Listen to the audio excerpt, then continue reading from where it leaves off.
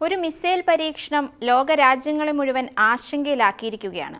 അമേരിക്കയ്ക്കത് നെഞ്ചിടിപ്പ് സമ്മാനിക്കുകയും ചെയ്തിട്ടുണ്ട്. ഇപ്പോൾ പറഞ്ഞു വരുന്നത് ഉത്തര കൊറിയയെക്കുറിച്ചല്ല, ചൈനയെക്കുറിച്ചാണ്. പസഫിക് സമുദ്രത്തിലേക്ക് ചൈന അത്യാധുനിക ഭൂഖണ്ഡാനന്തര ബലിസ്റ്റിക് മിസൈൽ പരീക്ഷിച്ച റിപ്പോർട്ടുകളാണ് ഇപ്പോൾ വൻ ചർച്ചയാകുന്നത്. പസഫിക് സമുദ്രത്തിലെ തന്ത്രപ്രധാന മേഖലയിലേക്ക് ആണവ അന്തർവാഹിനിയിൽ നിന്ന് ചൈന വിജയകരമായി മിസൈൽ പരീക്ഷണം നടത്തിയതായി ചൈനീസ് ഔദ്യോഗിക വാർത്താ ഏജൻസിയാണ് റിപ്പോർട്ട് ചെയ്തത്. പീപ്പിൾസ് ലിബറേഷൻ ആർമി നേവിയുടെ തന്ത്രപ്രധാന ആണവ സബ്മറൈനിൽ നിന്നാണ് സിമുലേഷൻ വാർഹെഡ് ഘടിപ്പിച്ച ഈ ദീർഘദൂര ബലിസ്റ്റിക് മിസൈൽ തൊടുത്തുവിട്ടത്. പസഫിക് സമുദ്രത്തിലെ നിർദ്ദിഷ്ട കടൽ മേഖലയിൽ മിസൈൽ കൃത്യമായി പതിച്ചതായി ചൈനീസ് നാവികസേനാ വക്താവ് സ്ഥിരീകരിക്കുകയും ചെയ്തു. പസഫിക്കിനെ ഞെട്ടിച്ച ഈ പരീക്ഷണത്തിന്റെ പ്രത്യേകതകൾ എന്തൊക്കെ? ഇത് ലോകരാജ്യങ്ങളെ ആശങ്കയിലാക്കുന്നത് എങ്ങനെയൊക്കെയാണ്? നമുക്ക് പരിശോധിക്കാം. ഞാൻ അമ്മു. അമേരിക്കയുടെ പ്രധാന ഭൂപ്രദേശത്തെ പോലും നേരിട്ട് ലക്ഷ്യം വയ്ക്കാൻ ശേഷിയുള്ള ഒരു മിസൈൽ പരീക്ഷണമായാണ് ഇതിനെ കണക്കാക്കുന്നത്. ഇത് ചൈനയുടെ സൈനിക നവീകരണത്തിന്റെ നിർണായക ഭാഗമായി വിലയിരുത്തുന്നുമുണ്ട്. ഏകദേശം 40 വർഷത്തിനു ശേഷമാണ് ചൈന അന്താരാഷ്ട്ര ജലമേഖലയിലേക്ക് ഇത്തരമൊരു മിസൈൽ വിക്ഷേപിക്കുന്നത്. ആണവ അന്തർവാഹിനിയിൽ നിന്ന് വിക്ഷേപിച്ച ഈ മിസൈൽ ദക്ഷിണ പസഫിക് രാജ്യമായ സോളമൻ ദ്വീപുകൾക്ക് സമീപമാണ് പതിച്ചതെന്ന് വാർത്താ ഏജൻസികൾ വ്യക്തമാക്കുന്നുണ്ട്. കരയിൽ നിന്ന് വിക്ഷേപിക്കുന്നതിനേക്കാൾ അപകടകരമായ രീതിയിൽ സമുദ്രത്തിന്റെ അടിയിൽ നിന്ന് ദീർഘദൂര ലക്ഷ്യങ്ങൾ ഭേദിക്കാൻ ചൈനയ്ക്ക് സാധിക്കുമെന്ന് തെളിയിക്കാനുള്ള ഒരു പരീക്ഷണമായിരുന്നു ഇതെന്ന നിരീക്ഷണവും ഇവിടെയുണ്ട്. മാത്രമല്ല, ചൈനയുടെ ആണവായുധ ശേഷി കൂടുതൽ കരുത്താർജിക്കുന്നതിന്റെ ഒരു സൂചന കൂടിയാണിത്. തങ്ങളുടെ സമുദ്രാതിർത്തിക്ക് സമീപം നിന്നുകൊണ്ട് തന്നെ അമേരിക്കയുടെ വൻ കരകളെ വരെ ലക്ഷ്യമിടാൻ ചൈനീസ് നാവികസേന പ്രാപ്തമാണെന്ന് ഈ നീക്കത്തിലൂടെ ലോകത്തിനു മുന്നിൽ തെളിയിക്കാൻ സാധിച്ചതായി ചൈന നിരീക്ഷിക്കുന്നുമുണ്ട്. ചൈനയുടെ വാർഷിക സൈനിക പരിശീലനത്തിന്റെ ഭാഗമായുള്ള ഒരു സാധാരണ നടപടി മാത്രമാണിതെന്നും ഒരു പ്രത്യേക രാജ്യത്തെയും ലക്ഷ്യം വെച്ചിട്ടുള്ളതല്ല എന്നും ചൈനീസ് അധികൃതർ വ്യക്തമാക്കിയിട്ടുണ്ട്. ചൈനയുടെ കിഴക്കൻ സൈനിക തുറമുഖമായ കിങ് ദാവോയിൽ റഷ്യയുമായി ചേർന്നുള്ള വാർഷിക സംയുക്ത നാവിക അഭ്യാസ പ്രകടനങ്ങൾ ആരംഭിക്കുന്ന അതേ ദിവസം തന്നെയാണ് ഈ നിർണായക പരീക്ഷണവും നടന്നത് എന്നത് ഇവിടെ പ്രധാനമാണ്. ചൈനയുടെ ഈ മിസൈൽ പരീക്ഷണം ദക്ഷിണ പസഫിക് മേഖലയിൽ വലിയ രീതിയിലുള്ള പ്രതിരോധ ആശങ്കകൾക്കും ചർച്ചകൾക്കും വഴിയൊരുക്കിയിരിക്കുകയുമാണ്. ചൈനയെ തങ്ങളുടെ പ്രധാന എതിരാളിയായി കാണുന്ന അമേരിക്ക ഈ പുതിയ നീക്കത്തിൽ ശക്തമായ ആശങ്കയാണ് രേഖപ്പെടുത്തിയത്. പ്രതിഷേധവും അറിയിച്ചിട്ടുണ്ട്.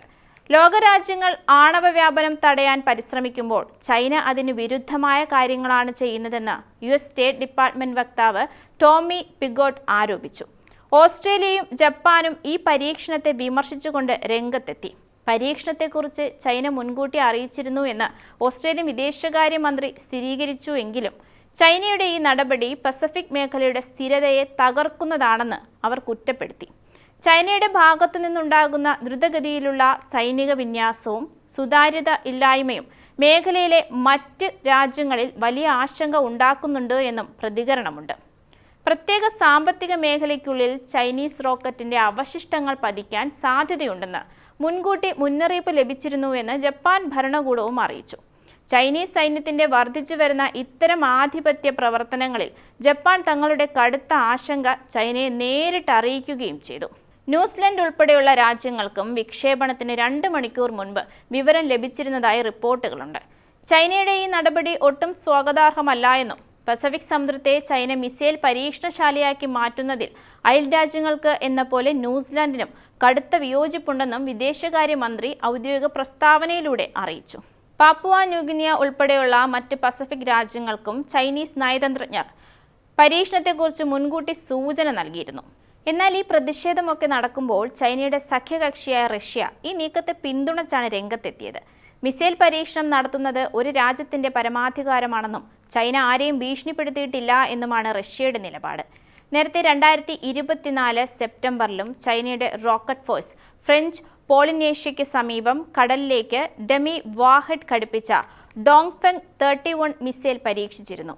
എന്തായാലും പസഫിക് മേഖലയിൽ ആധിപത്യം ഉറപ്പിക്കാനുള്ള ചൈനയും അമേരിക്കയും തമ്മിലുള്ള മത്സരം ഇതോടെ കൂടുതൽ രൂക്ഷമാകുമെന്ന് തന്നെയാണ് നിരീക്ഷണം.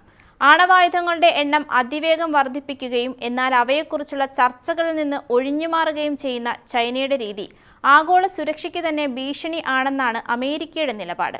പസഫിക് മേഖലയിൽ ചൈനയുടെ നാവിക കടന്നുകയറ്റങ്ങളും ബാലിസ്റ്റിക് മിസൈൽ പരീക്ഷണങ്ങളും വരും ദിവസങ്ങളിൽ ഒരു സ്ഥിരം പ്രതിഭാസമായി മാറുമോ എന്ന സംശയവും ഇതിനൊപ്പം ഉയരുന്നുണ്ട്.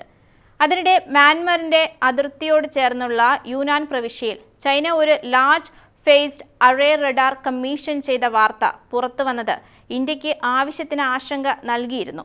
അതുകൂടി ഇവിടെ ചേർത്ത് വായിക്കേണ്ടതാണ്. ഈ റഡാറിന് 5000 കിലോമീറ്ററിലധികം ദൂരപരിധിയുണ്ട്. ഇന്ത്യൻ മിസൈൽ പരീക്ഷണങ്ങൾ ട്രാക്ക് ചെയ്യാനും ഇന്ത്യൻ മഹാസമുദ്രത്തിന്റെ വലിയ ഭാഗങ്ങൾ നിരീക്ഷിക്കാനും ഇതിന് കഴിയുമെന്ന് അവകാശപ്പെടുമ്പോൾ ഈ പദ്ധതി ഇന്ത്യയുടെ സുരക്ഷയ്ക്ക് നിർണായകമായ പല ചോദ്യങ്ങളും നൽകുന്നുണ്ട്. ഈ ആശങ്കകൾക്കിടയിലേക്കാണ് ഇപ്പോൾ മിസൈൽ പരീക്ഷണവും എത്തുന്നത്. അതിനാൽ ചൈനയുടെ ഈ പ്രതിരോധ നേട്ടം ലോകരാജ്യങ്ങളെ എങ്ങനെയൊക്കെ ബാധിക്കുമെന്ന് കാത്തിരുന്ന് കാണേണ്ടി വരും.